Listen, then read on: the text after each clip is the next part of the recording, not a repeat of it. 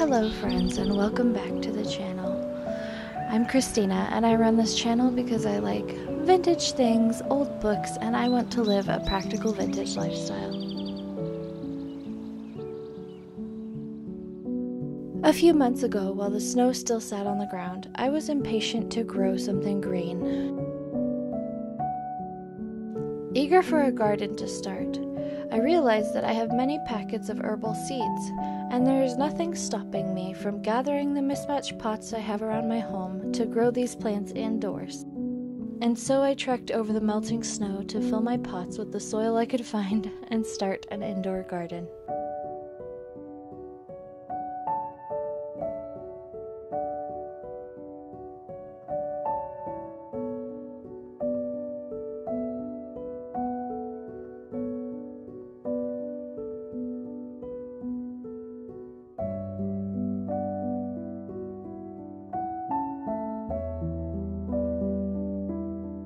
I planted chamomile and mint, basil and oregano, and chives.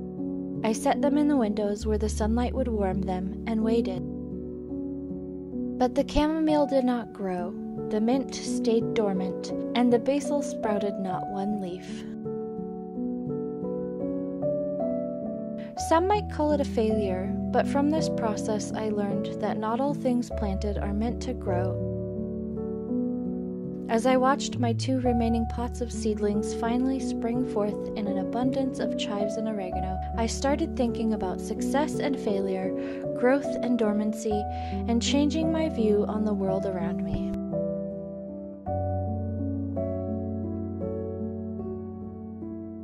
Perhaps, in the case of the failed plants, the basil simply made way for strawberries to successfully grow in the very same pot. And perhaps I should cast my view on other things we often see as useless around us and not worth the time to cultivate as we would carefully planted seeds. I may have mentioned before that I am very interested in foraging. Alongside growing my garden, one of my goals this year is to pick and utilize things that grow in the wild here on the coast of Washington. Whether it be at parks, in forests, or in our own yard. We are far enough away from roads that no pesticides are sprayed and no pollution settles here. For this video, I meant to pick yellow violets to crystallize the flower heads in sugar. Candied flowers are something I have always wanted to try making, and it seemed like a good place to start in my own yard.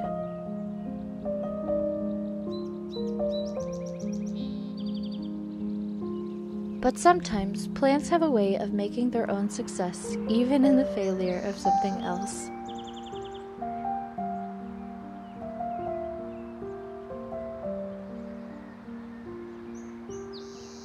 After picking dozens of yellow violets, I poked around our yard, plucking dandelion heads, which I had heard could be made into dozens of other things, and gathering wildflowers to make into bouquets in our home.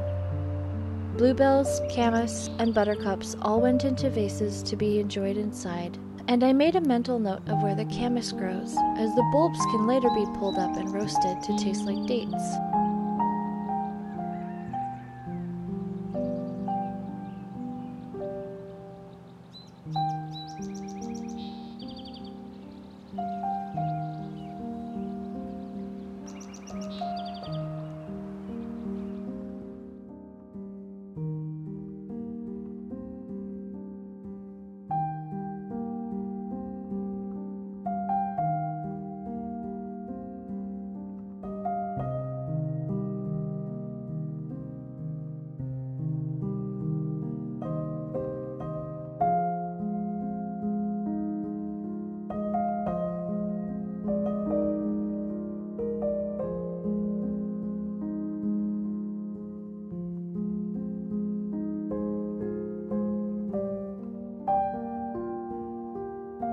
The method to candy flowers is really simple. Egg white beaten slightly, brushed over the petals, and then covered in fine sugar and set out until it has completely dried.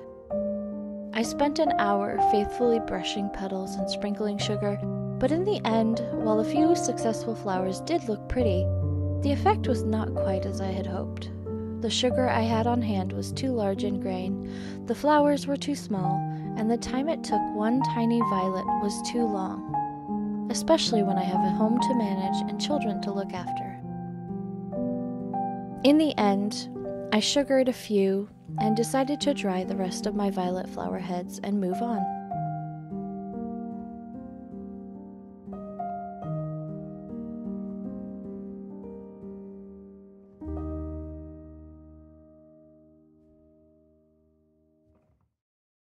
The dandelions surprised me the most.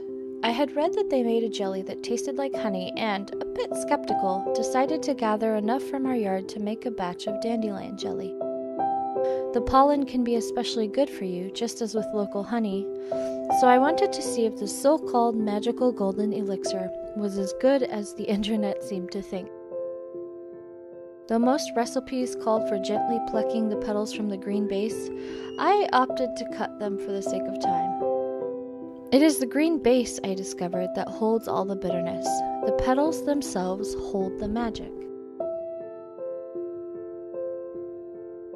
2 cups of petals must be put into a jar and covered with heated water to make dandelion tea, and after 24 hours, straining out all of the petals and anything else that might have fallen into the flowers, and adding a bit of sugar and lemon and pectin, the jelly is done.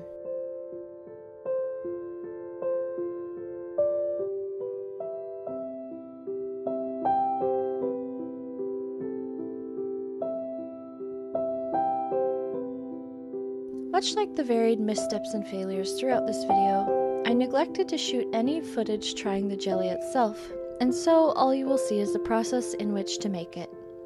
I can assure you, though, that the dandelion jelly is delightfully similar to honey, with perhaps a bit more of a citrus taste from the added lemon.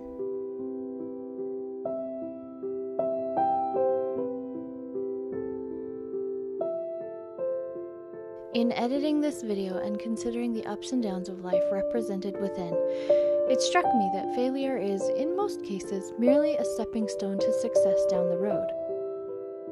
If I had not attempted to plant the herbs in the late winter and had those herbs fail to grow, I might never have bothered to fill the empty herbal pot with a new and far more successful plant.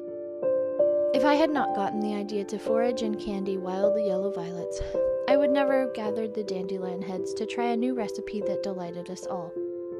And if I had not tried to edit together this video despite my lack of ending footage, I might never have noticed how failures should not be regretted but valued for the lessons we can learn from them.